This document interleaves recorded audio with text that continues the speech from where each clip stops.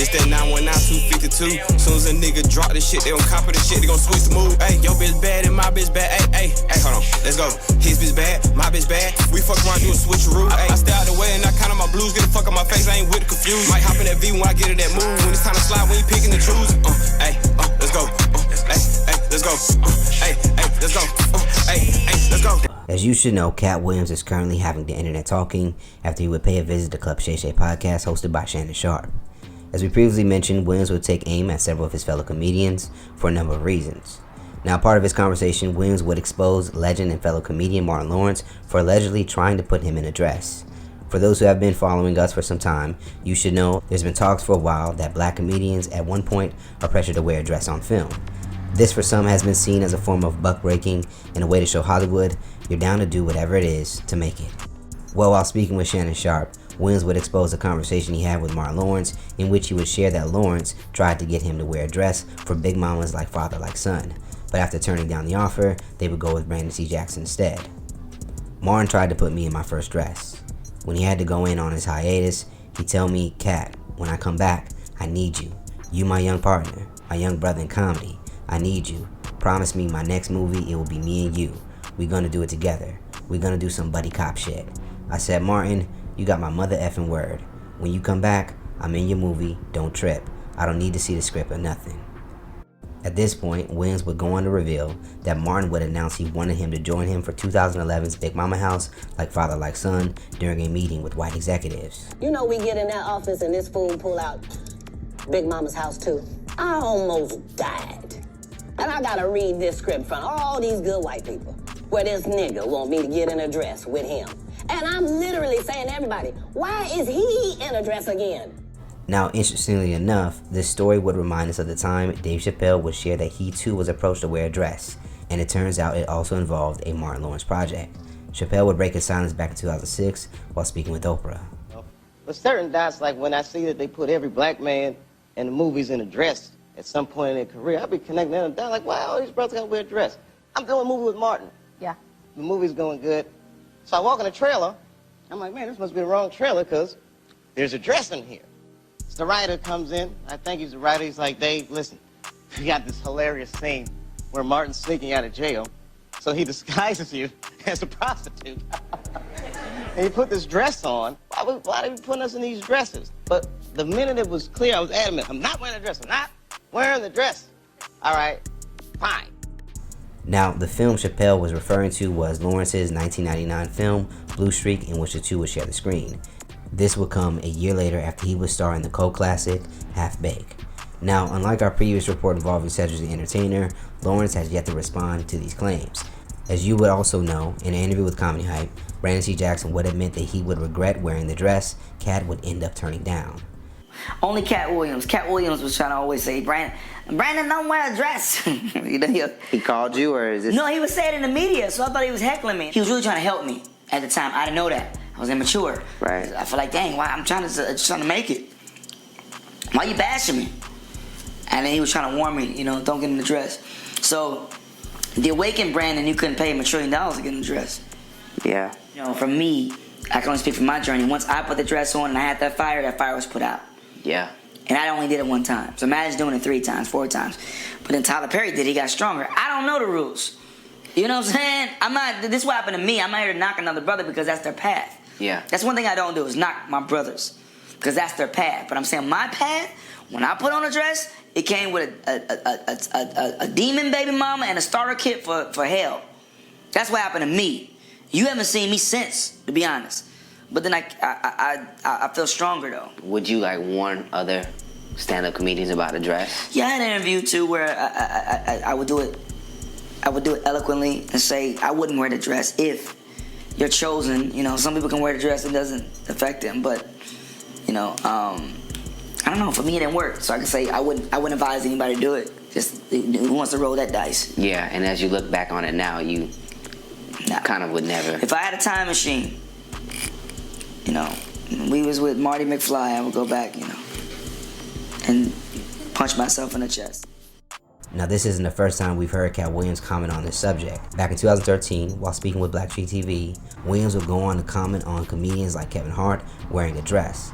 He would go on to say, At the end of the day, Kevin doesn't have to worry about what people are going to say about him wearing a dress because of the long line of dress-wearing people before him. We have Big Mama's House 1, 2, and 3.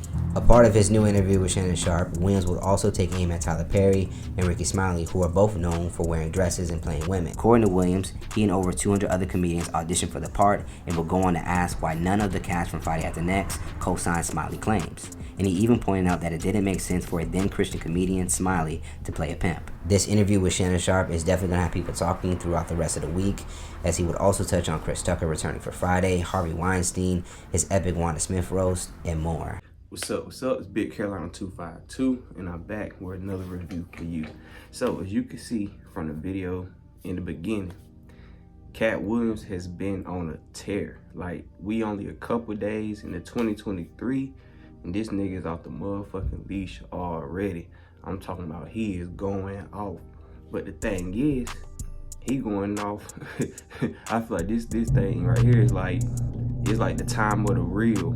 Like, tell me if I'm wrong. I feel like ever since Soulja Boy came out and he was like, bro, I'm the best at what I do. You know what I'm saying? I'm Soulja. I feel like a lot of people been like, you know what? It's time for me to turn this shit up. You know what I'm saying? I feel like Katt Williams, he tired of it. All this stuff is some things that he been saying for a while. But now it's to the fact where he like, you know what? I'm really about to put all this shit online. I ain't even about to play with you. So, out of a lot of comedians and a lot of other artists and a lot of other like people he tapped in on was Martin Lawrence wanted him to wear a dress in the Big Mama's House too. And the thing that go on in the black comedy world is how comedians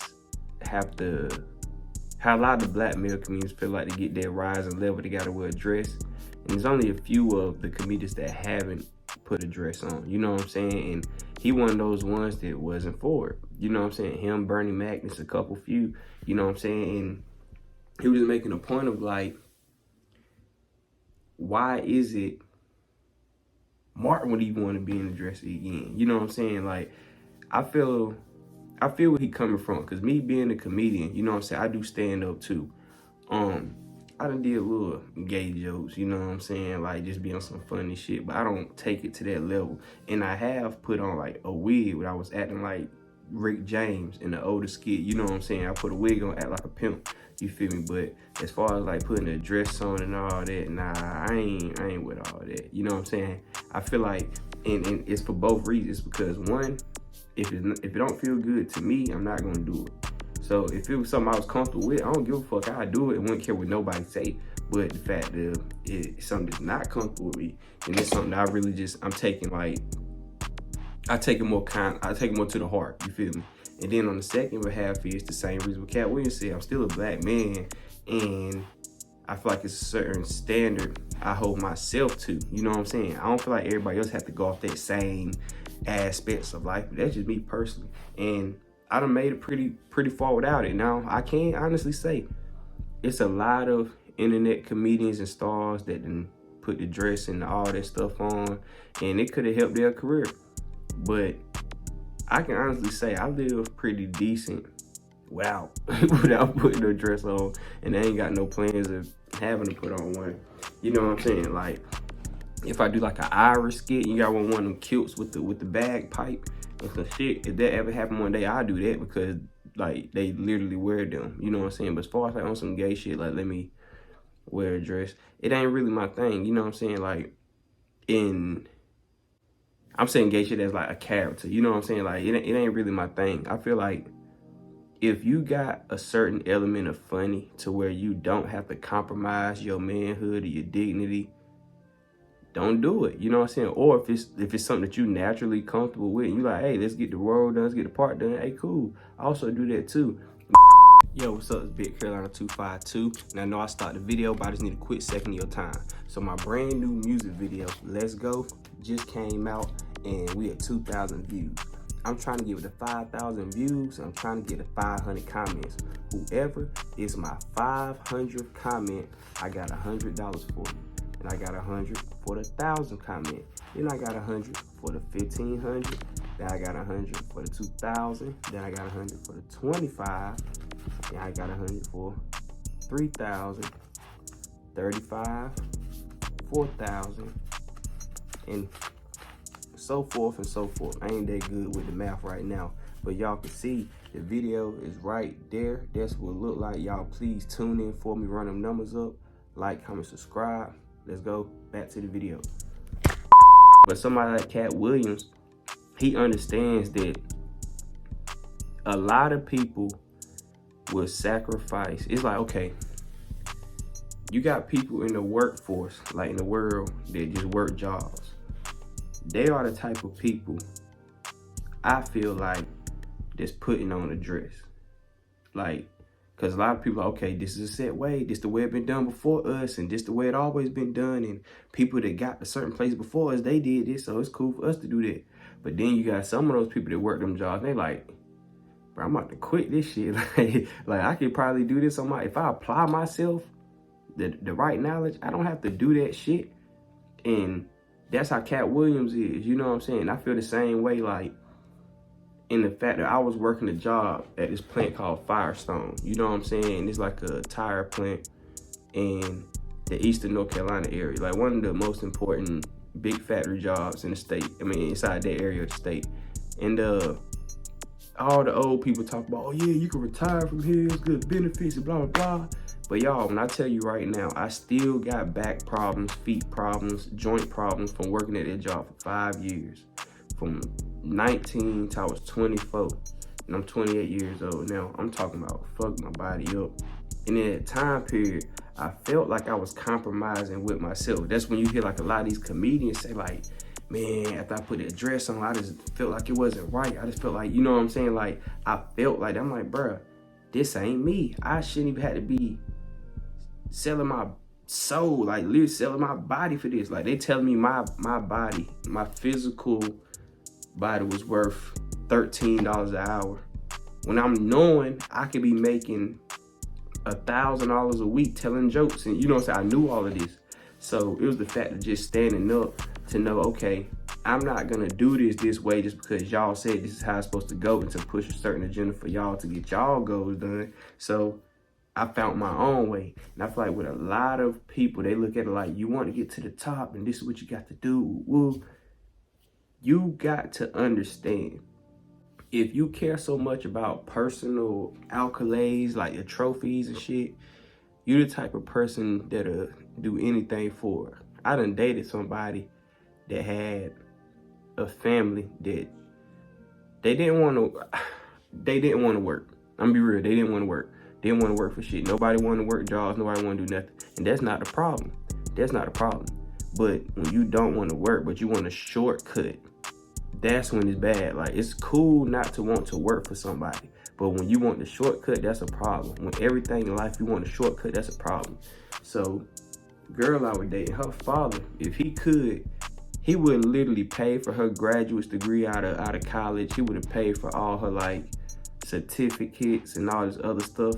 And those are the type of people that will be in the industry and they'll compromise for the bigger picture.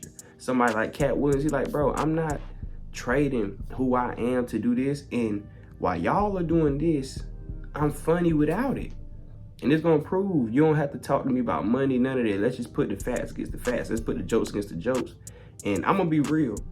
I myself, I'm gonna be honest with y'all, I'm a big fan of Katt Williams and his movies, but I don't really laugh at his stand-ups. I'm gonna be for real, I just watch them. Like, they very informative, you know what I'm saying? They're very important. They packed with good knowledge, but I don't really laugh at them. I just sit there and I'm like, okay, you know what I'm saying? Like, I ain't gonna lie, Kevin Hart is a funnier comedian to me, but Katt Williams is a more stand-up type of guy, I feel like, when it comes to voicing his opinion. Not to say Kevin Hart ain't a stand-up type of guy. Not to say Martin Lawrence ain't no stand-up type of guy. But I just feel like when it's certain peaks, and I ain't gonna, let's be real, some of those stand-up ways could possibly have hurt Katt Williams. You know what I'm saying?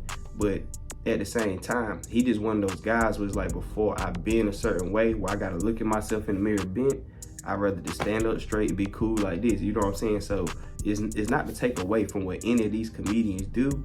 It's just the fact that he's more of a, I'm gonna stand on this lane for me and for the people like me, because if everybody did this, where would any of the real men be, or the real, you know what I'm saying? Like, it's more than just comedy. It's more than just a joke. It's an agenda that's being fed. You know what I'm saying? I don't want to go too deep in it. It's an agenda that's being fed with this type of stuff. So with him, he like, what type of person would I be feeding into this negative agenda for trophy gains, for high ranking gains? You know what I'm saying? Some people, they feel like, hey, that's my way. That's how I'm gonna do it. That's, you know what I'm saying, the stats, the numbers, this how I move. So they gonna do that. But I feel like he just more of a, what you call like a purist. You know what I'm saying? He more of a purist. You feel me? And so far, if y'all look online, ain't nobody call him out cap about nothing he said. So it's like, what can you really say about this? But y'all let me know what y'all think. Like, comment, subscribe. Give me the 2,000 subs. My new music video, Let's Go, is dropped. It's on my channel right now. Give me the 5,000 views, and I will be giving the cash prize away of $1,000. But not all to one person. You know what I'm saying? I'm gonna give $100 to 10 different people for every 500 comment. So y'all go ahead, let's go. Like, comment, subscribe, 2,000 subs. Let's go.